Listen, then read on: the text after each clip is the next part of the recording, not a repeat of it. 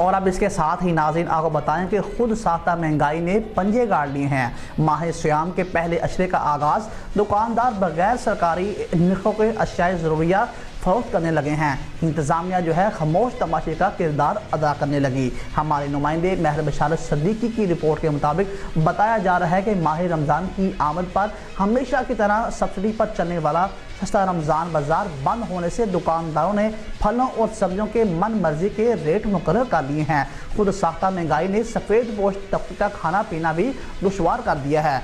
आम बाज़ार में टमाटर 200, लहसुन 600 और अदरक 600, प्याज 260, केला 300, सेब 400, खजूर 550 और किन्नू 400, चिकन 600, बड़ा गोश्त 900 जबकि छोटा गोश्त 2000 रुपये किलो में फ़रोख्त कर रहे हैं। शहरियों का ये कहना है कि सस्ते रमज़ान बाज़ार में रोज़ादारों को बआसानी से एग्रीकल्चर फेयर प्राइस शॉप्स पर सब्सिडीज अशिया फल सब्जियाँ बआसानी से मिल जाती थी, लेकिन अब महंगे दामों ख़रीदने पर मजबूर हो गए हैं। अवामी हलकों ने वज़ीर आला पंजाब मरियम नवाज़ से नोटिस लेकर कार्रवाई करने का मुतालबा किया है।